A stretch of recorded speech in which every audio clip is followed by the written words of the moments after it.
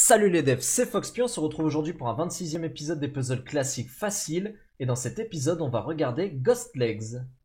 Le Ghost Legs, c'est une sorte de loterie dans laquelle en fait on va avoir des barres verticales, et ces barres verticales vont posséder une entrée et une sortie. Là dans l'exemple qui nous est donné on a 3 entrées, A, B, C, et on a 3 sorties, 1, 2, 3. L'idée c'est que si on positionne une bille à une des entrées, elle va descendre le long de la colonne, et dès qu'elle croise un passage, elle changera de colonne. Donc là, imaginons, je pose une bille sur l'entrée A, elle va descendre, elle va descendre. Ah, ici, il y a un passage, donc elle va passer à la colonne B.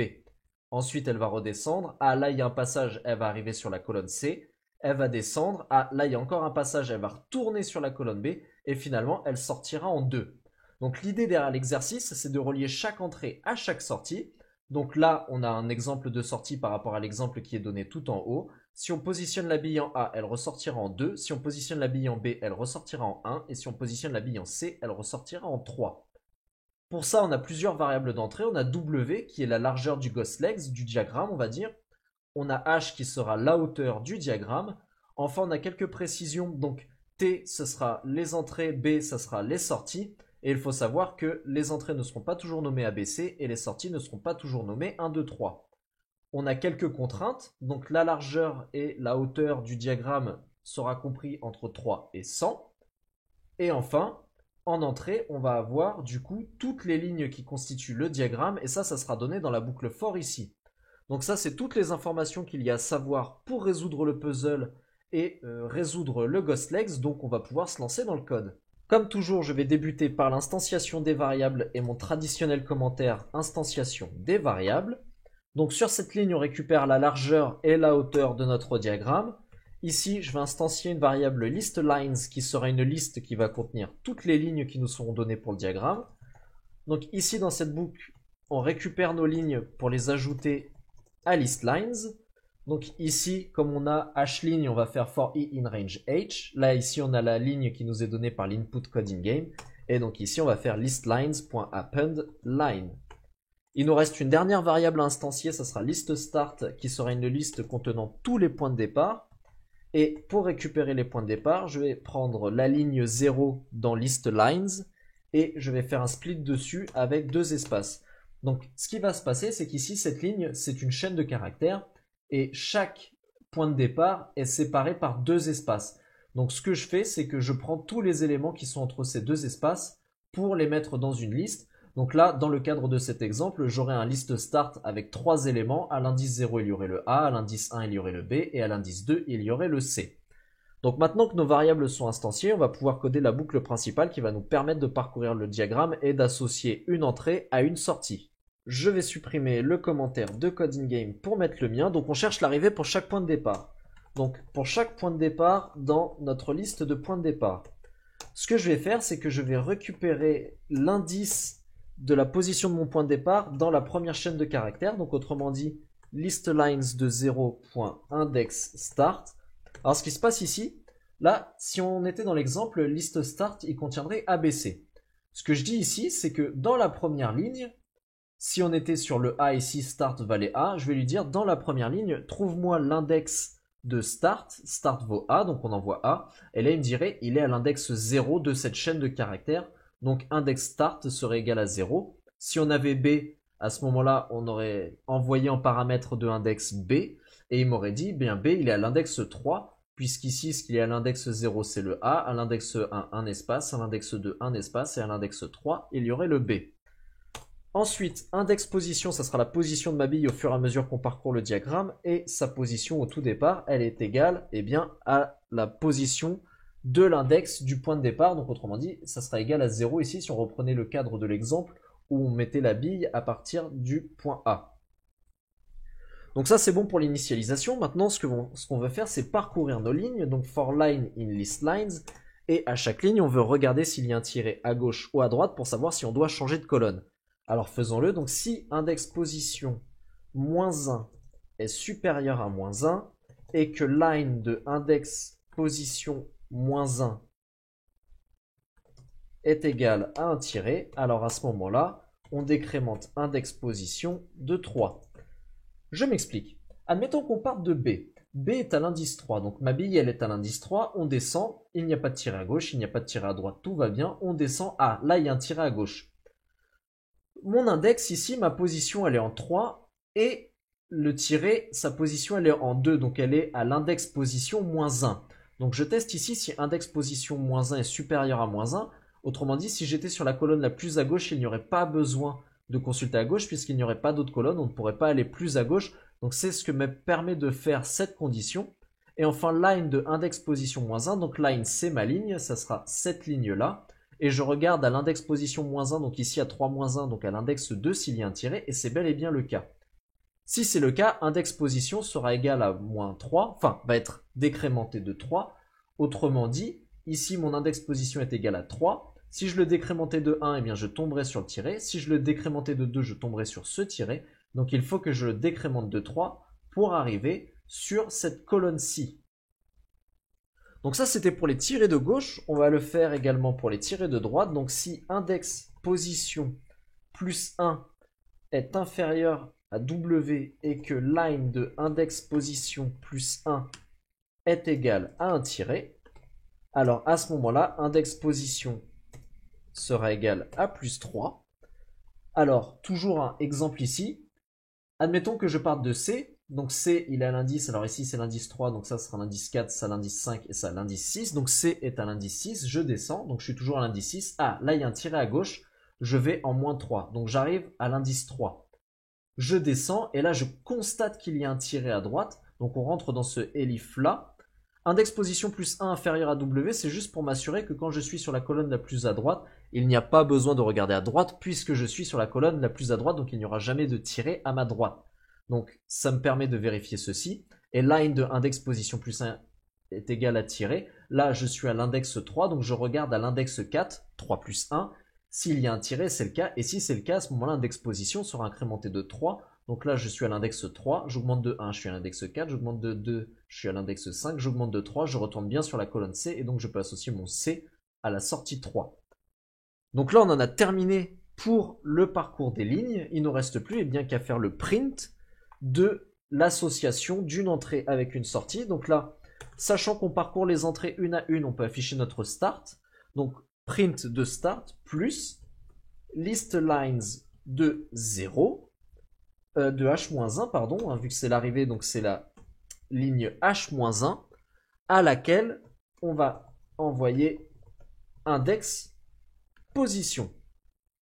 Autrement dit, ici, je concatène ma position de départ et le nom de ma position de départ, pardon. Donc si start c'était A, ici on aurait un A auquel on concatènerait.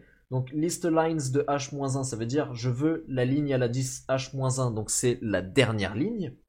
Et sur cette ligne-là, tu vas me récupérer le caractère qui est à index position. Et donc, si c'était le caractère, comme ici dans l'exemple, on a mis la bille en C qui est à l'index 6, il va récupérer le caractère qui est à l'index 6, donc il va récupérer le 3 et il va faire un print du C3. Donc là, l'algorithme, il est terminé, ça y est, notre GhostLegs, il est codé, on va pouvoir lancer les tests. C'est parti. Et tout passe, donc je vais soumettre mon code. Et ça passe aussi dans les validateurs, c'est un 100%, l'exercice est résolu. À présent, on peut regarder le code de la communauté, j'ai sélectionné celui de Patricia. Donc je vais le copier et le coller dans mon éditeur de code et je vais relancer le premier test, histoire qu'on voit un petit peu comment ça fonctionne. Donc voilà. Alors que fait Patricia? Dans la première ligne, eh bien, elle récupère les lignes de son diagramme, très bien. Ici, dans Names, elle va récupérer le nom des entrées, donc elle fait la première ligne et elle va la splitter pour récupérer, hop, chaque entrée, donc ABC. Donc ici, je vais faire un print de Names, hop, pour qu'on puisse le voir après dans le terminal. Order, ça va être une copie de Names ici. Donc pour s'en prouver, hop, je vais faire un file égale 6.stdr également ici. Je vais bien penser à importer 6. Donc si je vérifie, ça mouline.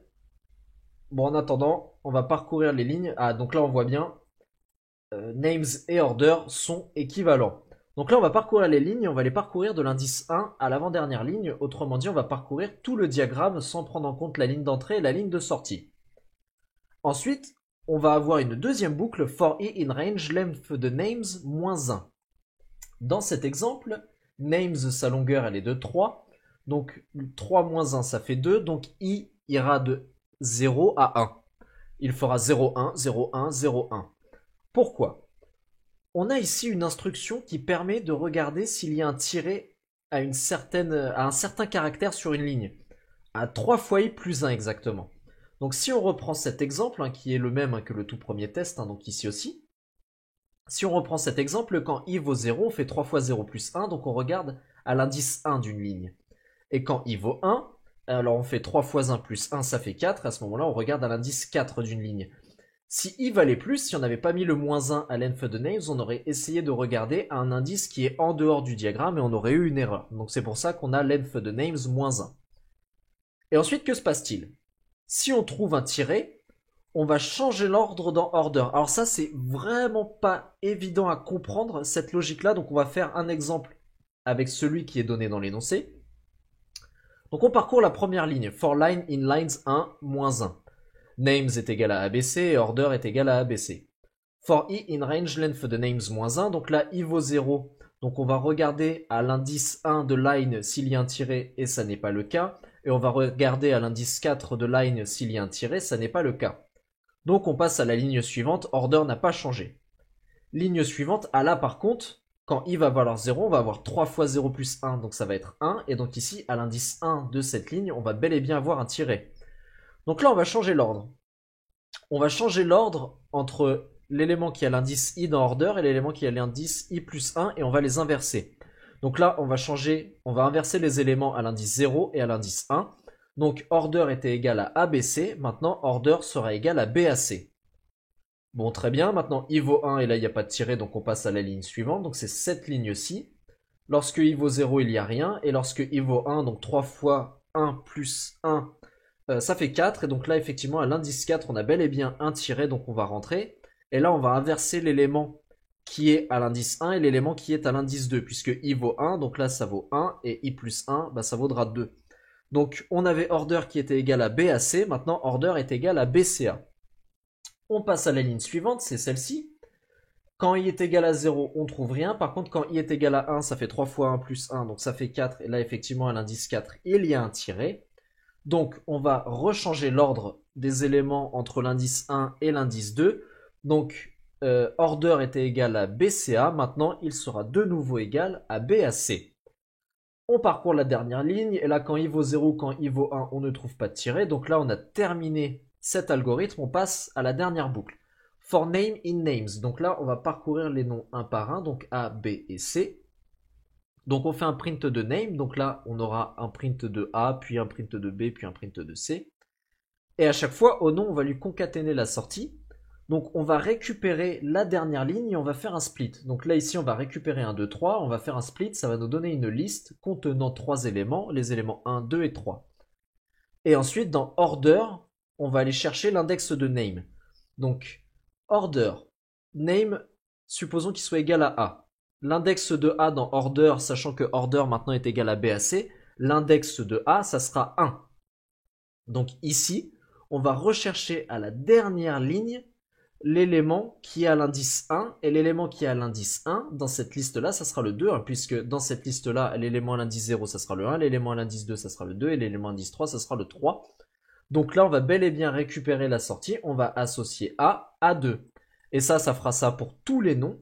Et donc là, hein, effectivement, hein, si on fait passer tous les tests, ça fonctionne. Alors, là, on a l'algorithme qui fonctionne, on a vu l'algorithme. C'est vrai que c'est pas évident à expliquer comment ça fonctionne, pourquoi le simple fait de changer l'ordre, ça permet de faire fonctionner le Ghostlegs. Je suis pas sûr même d'avoir saisi un petit peu toute l'intelligence de ce code. Néanmoins, ça fonctionne, c'était super intéressant à voir. Il suffisait de changer l'ordre de la sortie pour réaliser ce puzzle. Et donc ça, c'était très intelligent de la part de Patricia. Donc je voulais vous le montrer. Si vous avez envie de creuser un peu plus pour comprendre comment ça fonctionne, n'hésitez pas. Et dans tous les cas, eh bien, on se retrouve pour un prochain épisode. Merci à toutes et à tous d'avoir suivi ce 26e épisode des puzzles classiques faciles de Coding Game. Si cet épisode vous a plu, vous pouvez le liker. S'il ne vous a pas plu, vous pouvez le disliker. Enfin, s'il vous a vraiment plu, vous pouvez le partager. N'hésitez pas à me laisser un petit commentaire si vous avez des retours à me faire sur la vidéo. Dans le prochain épisode, nous verrons Rectangle Partition. Mais d'ici là, soyez malins comme un renard.